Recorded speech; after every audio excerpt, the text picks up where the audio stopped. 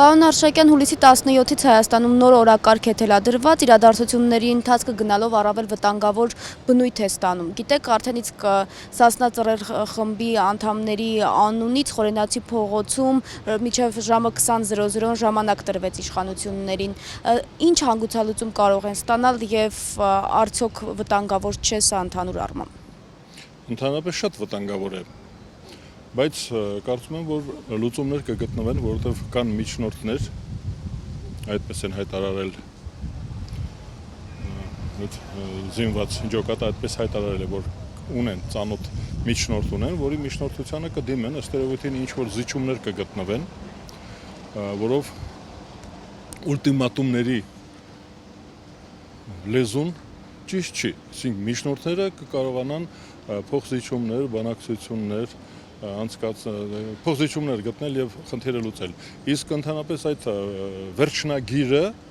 վերջնագիրը նշանակում է արյունահեղություն։ Որովհետեւ վերջնագիրին ինչ պետք է արվի, այսինքն պետք է Հայաստանի Հանրապետությունը կապիտուլյացիայի ենթարկվի։ Ինչ է նշանակում, որովհետեւ տվյալ պահին իշխանությունը չի թիրախը, վերջնագրի թիրախը իշխանությունը չի, իրականում Հայաստանի Հանրապետությունն է։ Հանձնվի Հայաստանի Հանրապետությունը չի կարող հանձնել, դրա համար վերջնագրով խոսելը ճիշտ չի, մանավանդ ես կարծում եմ, որ այս մի քանի օրվա ընթացքում նաև Վիտալի Բալասանյանի այդ մարդասիրական ակցիայից հետո իրենք էլ ըստ երևույթին տեսան իրենց ռեսուրսները ինչ են, այսինքն հեղափոխության համար բավարար չի այդ ռեսուրսը, իշխանափոխության համար բավարար չի, նշանակում է հարկավոր է գնալ բանակցությունների։ Իշխանությունները էական ինչ զիջում արեց այս օրերի ընթացքում, նոր է արդեն իսկ անցել, այսինքն ինչով ցույց տվեց, որ այս իրավիճակից խիստ մտահոգված է եւ լուծումներ է փնտրում։ Միայն միջնորդական առաքելությունից ելնելով է կարծում, որ որևէ քայլ է արել խնդրի հանգուցալուծմանը չգրոհելը զիջում է, որովհետեւ ցանկացած երկիր, ցանկացած իշխանություն նույնիսկ ցանկացած ուժ պետք է գրոհեր։ Իշխանությունը չի գրոհում, նշանակում է, որ դա զիջում է, ժամանակ է տալիս սթափվելու համար։ Դա կարծում եմ զիջում է հենց չգրոհելը։ Իսկ մնացածը արդեն տեխնիկայի հարց է։ Ինչ պայմանների, ինչի զիջումների կգնա։ Գրոհը եւս արյունահեղության կարող է հանգեցնել, այսինքն սա իշխանությունը զիջում է, թե ընդհանրապես իրեն էլ ձեռնտու չէ գրոհը։ Ընդհանրապես ձեռնտու չէ իշխանությանը։ Իհարկե ձեռնտու չէ, դա կատաստրոֆա է այս ինչ որ եղել է իշխանության համար կատաստրոֆա է, դա վերջն է իշխանության, դա վերջի սկիզբն է, բայց իշխանությունը կարող է ծանրացնել իր վիճակը եւ մեր երկրի վիճակը, բայց կարող է եւ այս դժբախտության, ես դա դժբախտություն եմ համարում, դժբախտության մեջ կարող է ավելի մեղմ, ավելի պակաս ծանր հետևանքներով դուրս գալ այս վիճակից, իշխանությունը կարող է արյունահեղությունով, դատաստաններով, ես չգիտեմ ինչով դուրս գալ եւ իր համար, եւ այդ զինված ջոկատի համար, բայց համբերությունը, ինչ որ հիմա դրսևորում է, դա արդեն զիջում է։ Նրանք այլևս կորցնելու ոչինչ չունեն, իշխանությունը կորցնելու ոչինչ չունի, այս հարվածից հետո նրանք շատ լուրջ մտածելու բան ունեն իրենց ապագայի մասին։ Ուրեմն զիջումը ճիշտ է, նրանց շահերից է բխում զիջելը։ Ու ինչ կզիջեն, կտեսնենք առաջիկայում։ Տեսեք, քաղաքական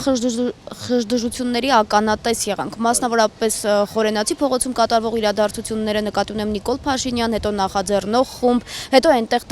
ժամանակ առ ժամանակ Վարդան Օսկանյանն էր երևում, ընդհանուր առմամբ եղան անձինք, ովքեր փորձեցին իրավիճակում սեփական օրակարգը թելադրել, սակայն նրանց մեղմ ասած դուրս հրավիրեցին Խորենացու տարածքից։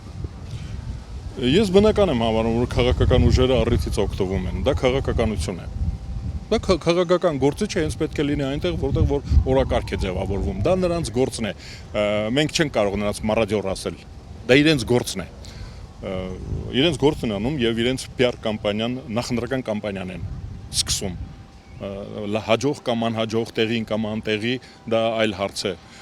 Իսկ մյուս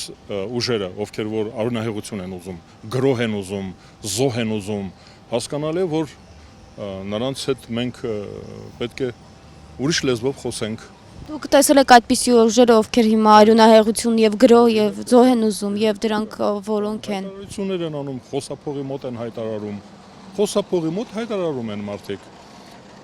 Հայտարարում են, ցավոք սրտի այդպես է։ Մենք ինձ համար ավելի հետաքրքիր է մյուսների բախտը, եթե այդպես կասենք։ Եթե ես օրինակ ոչ հեղափոխական եմ, ոչ էլ հակահեղափոխական։ Իմ կարծիքը ով է հաշվի առնելու։ Բայց ի՞նչ եք անում, Հայաստանը մաս առ մաս կիսում եք։ Արտաշատը գրավված է, Էջմիածինը գրավված է, Կոտայքը գրավված է։ Հիմա Երևանն են սկսել գրավել։ Ով է թույլ տալիս։ Հայաստանը մաս առ մաս գրավում են։ Ասեք, գործ ունենք նաեւ Մեր հայրենիքը, բա մենք մեզ թողնում են Զորանոցը եւ Խրամատները, այսինքն իմ տեղը որտեղ է։ Ես Երևանցի եմ։ Եթե Երևանը կտոր առ կտոր պետք է գրավի, մի 30 հոգի էլ կարող է մի ուրիշ տեղ գրավի։ Մարդիկ եկան մեր տները գրավեցին, իրենց համար սրճարան սարքեցին Հյուսիսային պողոտայում։ Մարդկը Արտաշատն է գրավել, արդեն պապական է դարձել։ Այն մեկը Էջմիածինն է գրավել։ Ես որտեղ եմ մնալու։ Իմ տեղը որտեղ է։ Խրամատը միայն։ Զորանոցը եւ հոսպիտալը։ Ես դրա հետ համաձայն չեմ։ Այ ես եմ կարևորը, որպես Հայաստանի քաղաքացի։ Ձեր հեղափոխություններն ու հակահեղափոխությունները տարեք ձեր տուն։ Լույսերը անջատեք ու ինչ ուզում եք արեք։ Հանգիստ թողեք իմ հայրենիքը։ Պարոն Արշակյան, մեզ համար տեսանելի են Սասնա Ծռեր խմբի անդամները, նրանց տեսակետները, մանավանդ ասուլիսից հետո ՊՊՑ գնդում տեղի ունեցող, բայց Ժիրայր Սեֆիլյանի ուղիղ խոսքն այդպես էլ չենք լսում, Չուքազյանն ուր է ոչ ոք չգիտի, այսինքն անհայտ է, միայն ակտիվ է սոցցանցում։ Այստեղ էս նաև 31 անդամների Սասնա Ծռերի այդ 31 անդամների ճակատագրի մասով, որովհետև այնտեղ մարդիկ կան, ովքեր նաև ձեր մարտական ընկերներն են։ Ես կարծում եմ, որ համընդհանուր մի կարևոր կանոն կա։ Մարդասպանների հետ չեն բանակցում։ Դա բացառված է։ Այնտեղ կան մարդասպաններ, դրանք պետք է առանձնացնել։ Մյուսների հետ հարկավոր է բանակցել։ Ժիրայր Սեֆիլյանին բաց թողեք, թող գա կանգնի միտինգ անի։ Մենք գիտենք Ժիրայր Սեֆիլյանը ինչ ընտրազանգված ունի։ Թող գա։ Թող գա իր ընտրազանգվածին, իր կողմնակիցների հետ միտինգ անի։ Եթե ասալայի մարտիկները հիմա Երևան քաղաքում միտինգ են անում, հանրահավաք են անում, կոչերով են հանդես գալիս, Ժիրայր Սեֆիլյանին ինչի չեք թողնում, թողեք թող նա էլ ելույթ ունենա, եթե ասալայի մարտիկը կարող է Երևան քաղաքում կոչ անել ընդվզումի, պայքարի, հեղափոխության, ապստամբության, զինված ապստամբության կոչ անել, Ժիրայր Սեֆիլյանին բաց թողեք, թող գա, նա է ղեկավարը, թող գա, եթե նա հաղթելու է, թողեք թող հաղթի, պարտվեք, հանձնվեք, եթե չի կարող հաղթել, ուրեմն թող տենց մնա, դուք հանձնվեք, եթե չեք կարողանում, եթե կարծում եք, որ Ժիրայր Սեֆիլյանը կարող է Երևան քաղաքը գրավել, Հայաստանը գրավել, ապստամբություն բարձրացնել, 11-րդ բանակն էլ գա, այստեղ բոլորիս ուղարկի լեսապավալ, բոլորիս կուղարկին է լեսապավալ, կգա, մի անգամ Հայաստանում հեղափոխություն եղել է եւ մենք բոլորս գնացել ենք լեսապավալ, թողեք, բաց թողեք այդ մարդին, մյուսներն էլ բաց թողեք, եթե չեք վախենում, իսկ եթե վախենում եք, հանձնվեք, ուրեմն նրանք են երկրի տերը։ 31 անձանց մասին ինչ պետք է ասեմ։ Նրանց հարկավոր է հանգստացնել, տարբեր մարդիկ են, տարբեր են, ես չեմ կարող նրանց այդ ազատամարտի ընկերներիս մասին եք ասում, Խրամատ, կռիվ ունեք, զենքը վերցրեք, գնացեք Խրամատ, գնացեք Թալիշը պաշտպանեք, զենքը ձեռքին Երևան քաղաքում մի հոգի, միայն պետությունը, մոնոպոլիա է, միայն պետությունը իրավունք ունի զենքով շրջելու Երևանում, դա մոնոպոլիա է, ոչ ոք իրավունք չունի զենք կիրառել Հայաստանում, միայն իշխանությունը, Հայաստանի զինված ուժերը, մնացած զենքը տեղափոխեք ուրիշ տեղ։ Ասեք, իշխանությունների վերաբերմունքը ստեղծված իրավիճակին ոչ ադեկվատ է, մանավանդ եթե վերլուծենք նաև ոստիկանության տարածած տեսանյութը, որտեղ այս մարդիկ որպես շարքային հանցագործներ են ներկայացում, ովքեր ընդամենը պահանջում են Ժիրայր Սեֆիլյանի ազատ արձակում, այսինքն բուն լայն գործողությունների մասին, որոնք իրենք առաջարկվում են, չի խոսվում, այսինքն այդտեղ Սերժ Սարգսյանի հրաժարականի մասին չի խոսվում եւ նրանք բարձրաձայնել են ոչ միայն Ժիրայր Սեֆիլյանի ազատ արձակման հարցը, այլ նաև ընդհանուր քաղբանտարկյալների իրենց դիտարկմամբ ազատ արձակման հարցը եւ սա չի նշանակում ավելի շիկացնել իրավիճակը, ճիշտ չպատկերացնել տիրող իրավիճակը։ Իշխանությունը շփոթված է։ Մեղմ ասած շփոթված է։ Իշխանությունը իհարկե իրեն adekvat չի պահում։ Եվ այս վերջի հայտարարությունը այդ ազատամարտիկների առողջության, կացության մասին, չգիտեմ, դա ընդհանրապես Եվ թմրամոլները նա անվանում հանցագործներ։ դա մի բան կա, այսինքն դրանով ուզում են ասել, որ դա ծանրացնող հանգամանք է, թե մեղմացնող հանգամանք է։ Ես դա չեմ հասկանում։ Իմ կարծիքով դա մեղայական է։ Իշխանությունը ուզում է ասել, որ ժամանակին աշխատատեղեր չի ստեղծել այդ մարդկանց համար, ովքեր որ գործազուրկ են։ Ժամանակին նարկոմաններին չի բուժել, ժամանակին պսիխոպատներին չի բուժել, ժամանակին, չգիտեմ, հարբեցողներ էլ կան, հա, այնտեղ հարբեցողներին չի բուժել։ Ինքը անգործություն է դրսևորել։ Ու հիմա էլ մեզ հայտարարում, գիտեք, ես վատ եմ աշխատել։ Այդ մարդկան ձեռքին զենք է հայտնվել եւ Հայաստանի անվտանգության ստորաբաժանումներից մեկը գրավված է։ Հայաստանը հիմա ավելի վտանգավոր երկիր է, որտեղ այդ զինվորական կառույցը ապահովում էր մեր անվտանգությունը։ Հիմա մեղայական է դա։ Թե մեղմացնող հանգամանք, ում մեղքն է դա մեղմացնում, թե ում մեղքն է դա ծանրացնում, դա պետք է գրեին։ Ինչ եք ասում։ Նարկոմաներ տանեիք, բուժեիք, գործազուրկեր գործի տեղավորեիք։ Ինչ եք մեզ հայտարարում, մեզ պետք է անվտանգություն, հարցը լուծեք, կամ դուք հանձնվեք, կամ նրանց հանդարտեցրեք, իմ առաջարկությունը դա է, վճիռ կայացրեք, բանակցությունների միջոցով, ես ասում եմ պետք չի, եղբայրասպանությունը արգելված է, հեղափոխությունը իմ կարծիքով արգելված է Հայաստանում, ուրիշ ինչ կարող ենք ասել այդ մարդկանց, չեն ուզում լսել, ուրեմն թող իրանց գործ անեն, իրանց գերեզմանը փորեն իրենք Ինքնասպանություն է դա եւ իշխանության համար եւ այդ զինված ջոկատի համար դա ինքնասպանություն է ձգձգելը եւ սպառնալը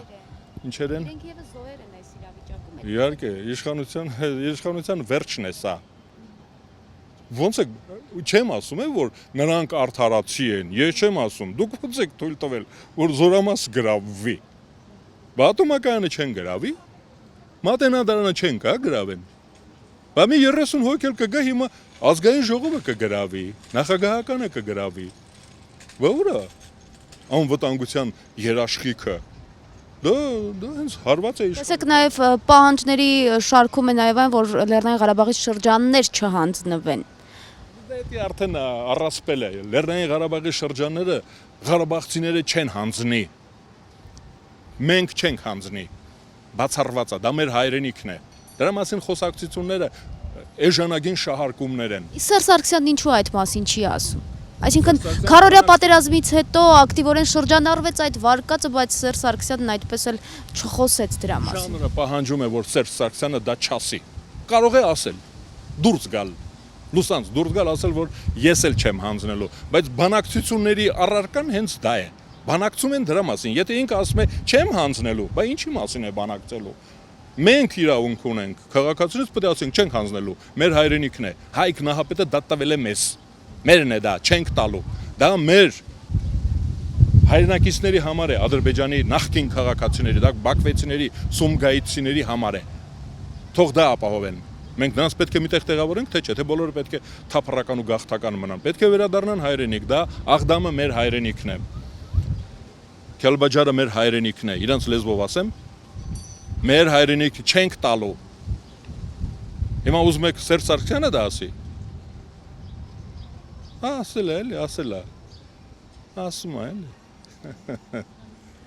Պարոն Արշակյան, տեսեք նաև հետաքրքիր իրավիճակ է որակավորումների մասով։ Սկզբում ակտիվորեն շրջանառվեց ահաբեկիչ տերմինը, հետո կարծես թե հրաժարվում են ահաբեկիչ տերմինից, նաև նրա պատճառով, որ հասարակության մեծամասնությունն այս մարդկանց չընկալեց որպես ահաբեկիչներ։ Այդ մեծամասնությունը ով է ստուգել։ Մենք չգիտենք, վիճակագրություն չունենք, բայց ահաբեկիչ մենք օգտագործում ենք, ես օգտագործում եմ հենց ահաբեկելու իմաստով։ Ուզում եմ շանտաժ ասեմ։ Ես օրինակ ասում եմ նաև շանտաժ է։ Շանտաժ են անում, ասում են, եթե դուք չհանձնվեք, մենք Հայաստանը կկործանենք։ Ով հայրենասեր է, թող նա առաջինը հանձնվի։ Ես էլ ասում եմ, ես հայրենասեր եմ, չեմ հանձնվում։ Չեմ հանձնվելու։ Ոչ ոք իրավունք չունի իմ վրա կրակելու, ով կրակում է իմ թշնամին է։ Ինչ տարբերություն, ես էի այնտեղ թե որևէ ոստիկան, իմ վրա ինչ եք կրակում Հայաստանում։ Ով որ իմ վրա կրակում է շախիդների պուրակ ունեն, այն նրանք իմ վրա կրակում են։ Հայաստանի զինվորականի վրա կրակողը այնտեղից է, այնտեղ է։ Մնացած բոլոր արգումենտները չեն արդարացնում։ Ես չգիտեմ ինչ կարելի ասել, ինչ եք մեր վրա կրակում։ Մարդը իր պոստն է պահում։ Կրակում ես իր պոստը չի պահ, որ աղուհացով դիմավորի։ Այդտենց թուրքին էլ կգր դիմավորենք աղուհացով։ Հայաստանի Հանրապետությունը մեր հայրենիքն է, Աղդամը մեր հայրենիքն է, Թալիշը, Ֆիզուլին, բոլոր դրանք մեր հայրենիքն են, մեր զինվորը այնտեղ կանգնած է,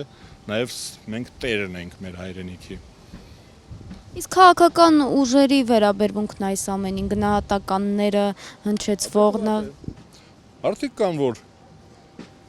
քաղաքական ուժեր կան, որ ինչքան վատ, այնքան լավ։ Դա իրենց համար շանս է, վատացավ, ուրեմն իրենք արդեն տեղ կունենան։ Քաղաքական ուժեր կան, որ հավասարակշռված են, նրանք իրենց պահում են ինչպես եւ հարկն է քաղաքական գործիչներին։ Քաղաքական գործիչներ էլ կան, որ ինչ են ասում դրանք, ֆլյուգեր, հողմնացույց են, քամին որ կողմից փչում է այնտեղ կանգնած են։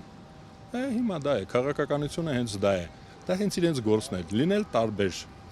Որոշ հարցերում միասնական։ Ես կարծում եմ, որ բնական է դա։ Ընդհանրապես թույլ է մեր քաղաքական դաշտը, քաղաքական գործիչները բացասական սելեկցիայի արդյունք են այսօր, բայց մեջները կան իսկական քաղաքական գործիչներ, անունները չտան։